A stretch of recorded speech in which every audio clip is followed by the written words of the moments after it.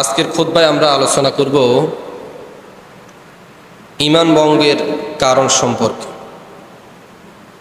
অর্থাৎ নামাজ ভাঙ্গার কারণ যেভাবে রয়েছে,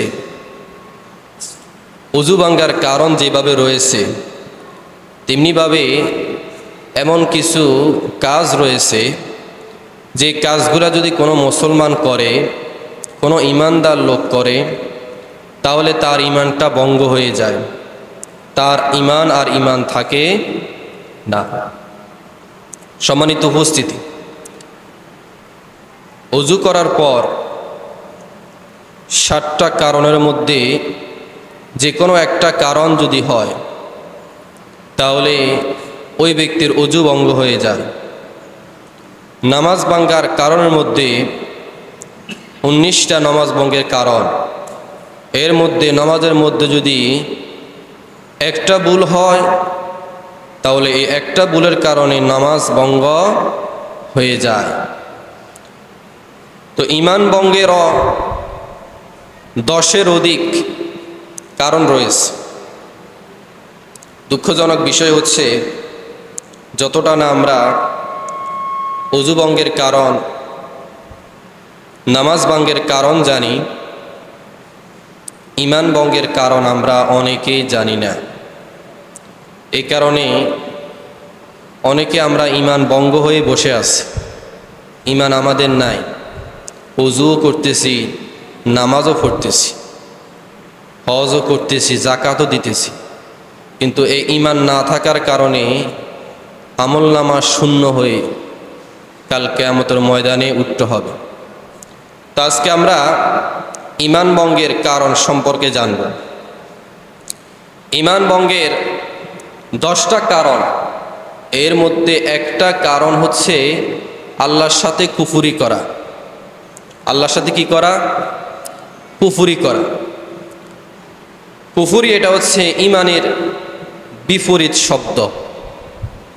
ঈমান হচ্ছে বিশ্বাস করা, আল্লাহর প্রতি কি করা? বিশ্বাস করা। আর কুফর হচ্ছে আল্লাহকে অবিশ্বাস করা। বোঝা গেছে?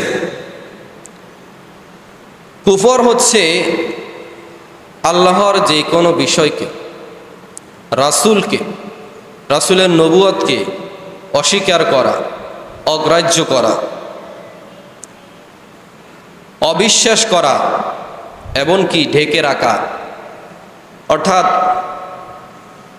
পাতিল যেভাবে ঢাকনা দিয়ে ঢেকে রাখে, এই ঢেকে রাখাকে আরবিতে কুফর বলা হয়। তো এই কুফরের কারণে ঈমান ধ্বংস হয়ে যায়।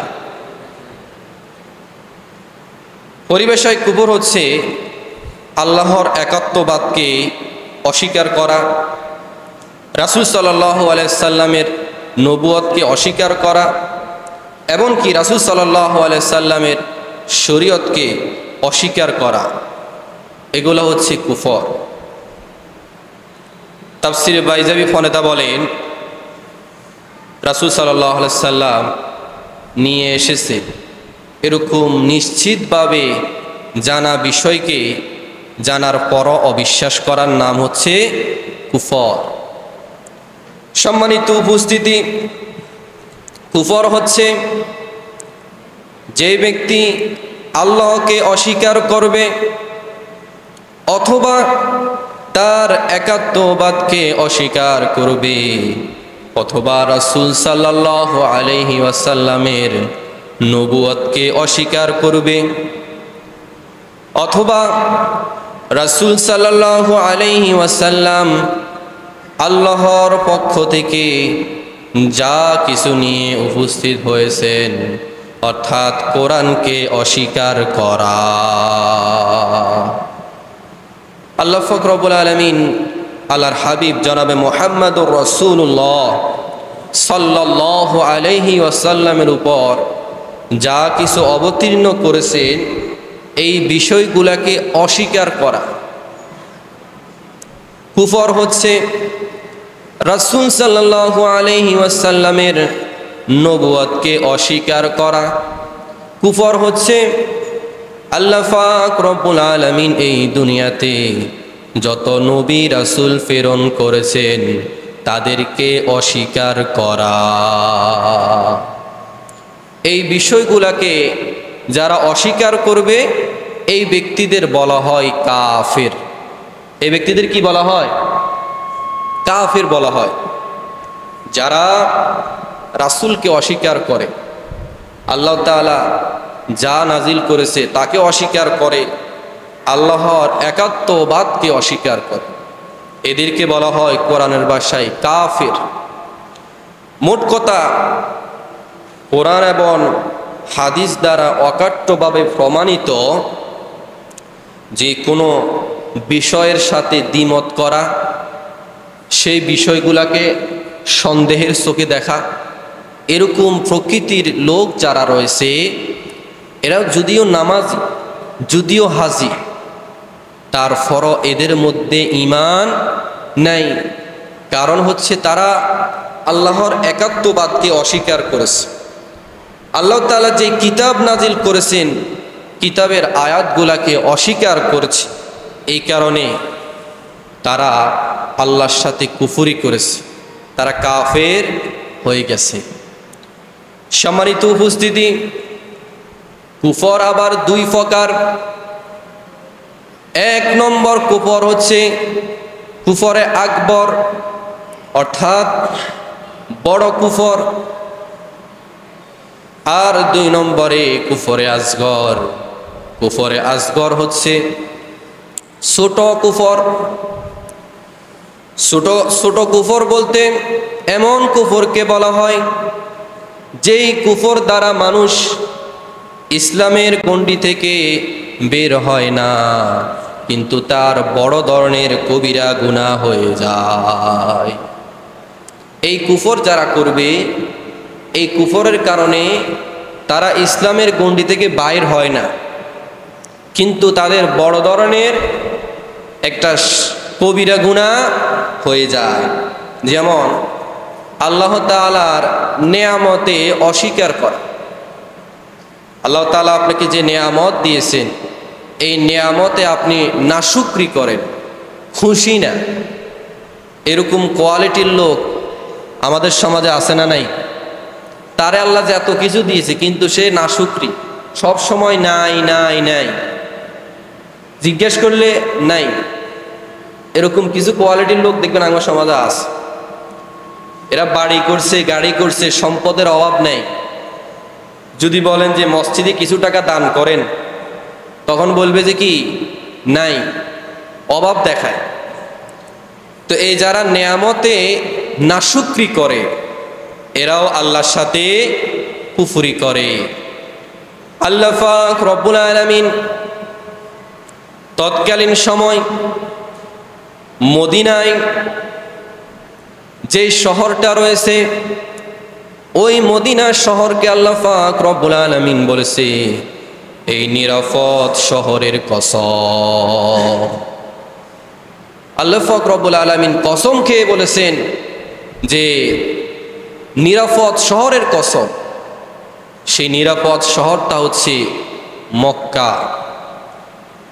এই নিরাপদ শহর এতটাই নিরাপদ ছিল, তাদের কোনো কিছুর কমতি ছিল না, কোনো অভাব নাই, কোনো অনাটন নাই। কিন্তু এই অনাটন, তাদের কোনো দুশ্চিন্তাও ছিল না, কোনো শত্রুর হামলার ভয়ও তাদের ছিল না। তখনকার সময় মদিনার, মক্কার আশেপাশের যে এলাকাগুলা, সিরিয়া বলেন, মিশর বলেন, জর্দান বলেন, এই এলাকাগুলা সব সময় যুদ্ধ লেগেই থাকত। সব সময় মক্কার আশেপাশের এলাকাগুলা যুদ্ধ লেগে থাকত। কিন্তু মক্কার যে প্রান্তর, এই প্রান্তরের মধ্যে কেউ যুদ্ধ বিগ্রহ করত না। মক্কার ভিতরে যারাই প্রবেশ করত, তারা নিজেকে নিরাপদ মনে করত, তাদের কোনো ভয় ছিল না, কারণ এখানে কোনো মারামারি হানাহানি নাই। এমনকি আল্লাহ বলতেছে তাদেরকে আমি অফুরন্ত নেয়ামত দান করেছি, তাদেরকে এত এত নেয়ামত দান করেছিলাম, তাদের কোনো কিছুর অভাব ছিল না, তাদের কোনো দুশ্চিন্তা ছিল না, তাদের কোনো ভয় ছিল না, তাদেরকে আমি নিরাপত্তা দান করেছিলাম। তাদেরকে আল্লাহ তাআলা এত এত নিয়ামত দিয়েছে, এর ভিতরে একটা নিয়ামত হচ্ছে আমাদের নবী বিশ্ব নবী সাল্লাল্লাহু আলাইহি ওয়াসাল্লামকে তাদের মাঝে প্রেরণ করেছে। এটার মতো নিয়ামত আর হতে পারে না। কিন্তু এই নিয়ামত পাওয়ার পর তারা নাশুকরি করেছে। এত বড় নিয়ামত পাওয়ার পর তারা কি বলতেছে শুনেন, তারা বলতেছে যে নবী যে দাওয়াত দিতেন, তারা বলতেছে এগুলা আল্লাহ নাজিল করে নাই। তারা রাসূলকে অবিশ্বাস করেছে। এই অবিশ্বাস করার কারণে আল্লাহর হাবিব সাল্লাল্লাহু আলাইহি সাল্লাম তাদের জন্য বদদোয়া করেছেন। তাদেরকে আল্লাহ তাআলা 7 বৎসর পর্যন্ত দুর্ভিক্ষের কবরে আল্লাহ তাআলা ফেলে দিয়েছেন। এই 7 বছর এমন একটা সময় তাদের মধ্যে অতিবাহিত হয়েছে, তারা প্রথম বছর যে ছাগল, বেড়া, যে দুম্বা, এগুলোর মাংস খেয়েছে। 2 নম্বর বছরে তারা যে ছাগল রয়েছে, দুম্বা রয়েছে, এগুলার যে গায়ের ছাল রয়েছে, চামড়া রয়েছে, এগুলা পর্যন্ত তারা ভিজিয়ে খেয়েছে। তাদেরকে আল্লাহ তাআলা এত দুর্ভিক্ষ দিয়েছে এই 60টা বছর। আমরা হযরত ইউসুফ আলাইহিস সালামের কথা জানি যে ইউসুফ আলাইহিস সালামের সম্প্রদায়কে আল্লাহ তাআলা 7 বৎসর দুর্ভিক্ষ দিয়েছে, আবার 7 বৎসর তাদেরকে অফুরন্ত নেয়ামত দান করেছে। তা আমরা অনেকে এই ঘটনাটা জানি। তো এই মদিনায়, এই মক্কায় তাদেরকেও আল্লাহ, যখন তারা আল্লাহর আদেশ মানে না, রাসূলকে অস্বীকার করেছে, কুফরি করেছে, তখন আল্লাহ তাআলা তাদেরকে 7 বৎসর পর্যন্ত দুর্ভিক্ষ দিয়েছে। দুর্ভিক্ষ দেওয়ার পর ওই মানুষগুলা যখন আল্লাহ রসুলকে অস্বীকার করতেছে, কোনোভাবে আল্লাহ রসুলের প্রতি ঈমান আনে না, এমনকি আল্লাহ রসুলকে মারার জন্য বিভিন্নভাবে ফায়তারা করতেছে, কৌশল করতেছে, তখন আল্লাহর আদেশে আল্লাহর হাবিব সাল্লাল্লাহু আলাইহি সাল্লাম মক্কা থেকে মদিনায় হিজরত করেন। মদিনায় হিজরত করার পর এখন তাদের ভয় আরও বেড়ে গেছে। কারণ যে কোনো মুহূর্তে মুহাম্মদ সাল্লাল্লাহু আলাইহি ওয়াসাল্লাম তাদের উপর হামলা করতে পারে, তাদেরকে পরাজিত করতে পারে। সব সময় এই ভয় তাদের মধ্যে কাজ করত। এই ভয় বাড়তে বাড়তে এক সময় আল্লাহর হাবিব সাল্লাল্লাহু আলাইহি সাল্লাম মক্কা থেকে মদিনায় হিজরত করেন, আবার মদিনা থেকে মক্কা এসে মক্কা বিজয় করেন। সম্মানিত উপস্থিতি, তো এখানে এই ভয়ের কারণ 2টা। 1 নম্বরে তারা আল্লাহর নেয়ামতকে অস্বীকার করেছে। আল্লাহ তাদেরকে নেয়ামত রাজি দিয়েছেন, কিন্তু তারা এটা মেনে নেয় নাই। এই কারণে তাদেরকে আল্লাহ তাআলা ক্ষুধা দিয়েছিলেন এবং ভয়ভীতি দিয়েছেন। এই ভয়ভীতির মাধ্যমে তাদের জীবন পরিচালিত করেছেন।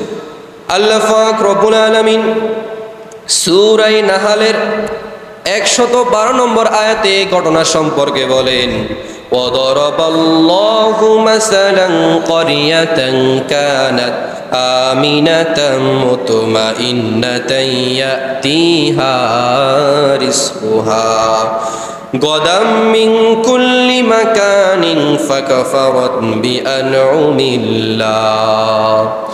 بأنعم الله فأذاقها الله لباس الجوع والخوف بما كانوا يصنعون। আল্লাহ পাক রব্বুল আলামিন এমন একটা সম্প্রদায়ের দৃষ্টান্ত, এমন একটি জনপদের দৃষ্টান্ত আমাদের সামনে তুলে ধরেছেন। আল্লাহ পাক রব্বুল আলামিন বলেন, একটি জনপদের যা ছিল নিরাপদ ও যা ছিল নিশ্চিন্ত, তথায় প্রত্যেক জায়গা থেকে আসতো প্রচুর জীবনোপকরণ। অতঃপর সে আল্লাহর নিয়ামতের প্রতি কুফরি করলো, অকৃতজ্ঞ হলো। তখন আল্লাহ তাকে তাদের কৃতকর্মের কারণে ক্ষুধা ও ভয়ভীতির স্বাদ আস্বাদন করেছিলেন। তারা নিয়ামতের নাশুকরি করার কারণে তাদেরকে ভয় দিয়ে, ক্ষুধা দিয়ে তাদেরকে শাস্তি দিয়েছে।